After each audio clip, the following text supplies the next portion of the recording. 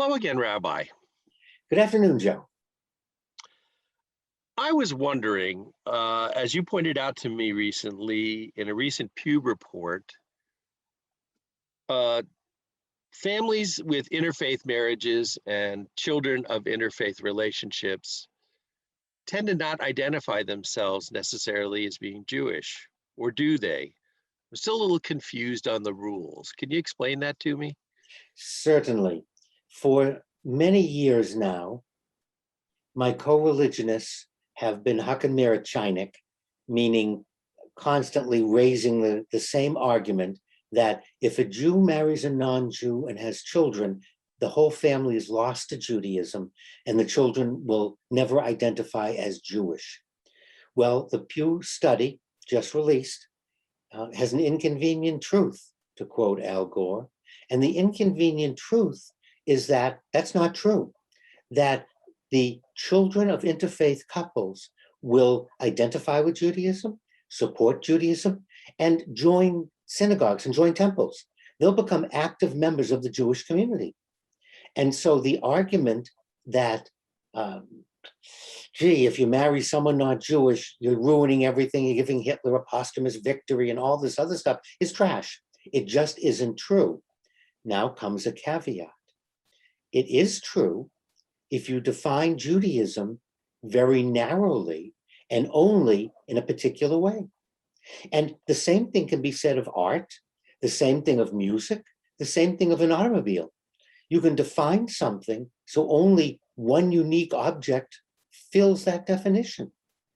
But that's ingenuous. It's just not true. Well, I told my wife, who's Jewish, that when she married a non-Jew, that it would never last. But somehow it's been managing to hang on.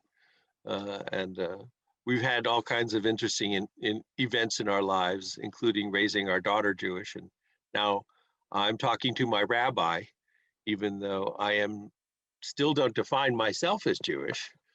So that gets all kinds of confused looks. But what do you think is driving people towards Judaism, especially the children of interfaith relationships?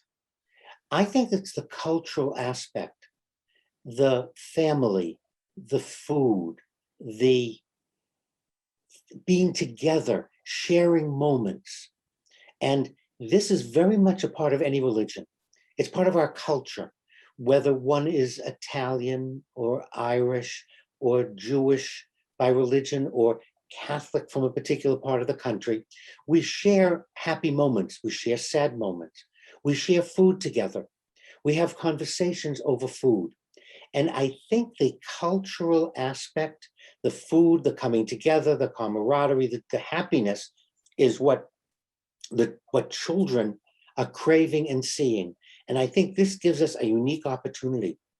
Rather than saying, oh, look, they're not really Jewish, they're Jew-ish because they like a bagel with a schmear, or they happen to like some Jewish food or a Jewish song, or they sing Hava Nagila to Bar Mitzvah, and that doesn't make them Jewish. Of course it makes them Jewish. Of course they are. And rather than saying that drives away, what we want to say is this is part of being Jewish. Now, what Jewish values can we teach? What do you want to learn about Judaism so that you have happy moments, not just over dinner or food, but your lifestyle is such that it brings you joy and happiness, and that you don't dread going to work. You don't dread getting up in the morning, and you don't look forward to a one-week vacation when the rest of your time is miserable. So by focusing in on the food, on the culture, on the joy and the happiness, we can now use that as an adjunct, a stepping stone, a piece of what else is there in Judaism that'll make you happy, that'll fulfill your life, that'll give your life meaning. Now, are you talking about when somebody who is a devout Jew, or someone who is raised Jewish and goes against perhaps the feelings of their family to marry a non-Jew, but still carries that strong Jewish core of beliefs? What about people who allow their religion to lapse in themselves and they disagree with it? those are all great semantic questions, because to say a devout Jew, as opposed, is a devout Jew someone that doesn't shave here, that always dresses in some peculiar fashion? I have a very hard time with holding up certain people as the standard, rather than saying, no one's lapsed, just not yet. I'm just not doing this yet. And all our religions have so many observances, so many teachings. We can't possibly do all of them all the time. And to look at someone and say, a religious person is one who attends services, who follows this regimen, who dresses this way, who only does that. That's right back what I said about defining someone out of existence. So rather than defining anyone out of existence, let's look at everything religion has to offer. And one of the aspects of Judaism is culture, is being together. And the Pew Studies confirms that, it reinforces it, that we acknowledge the food, the time together, the things we do. Now, we're going to say that anyone is Jewish who identifies as a Jew, because God didn't make me the judge and jury or the police of who is a Jew, any more than who is a Catholic, or who is an Episcopalian, or who is a Baptist. It's up to each individual to make that statement and say, I identify with. So if we take down the rules or the qualifications in order to be one religion or another, is that going to dilute religion, or is it going to change it for the better?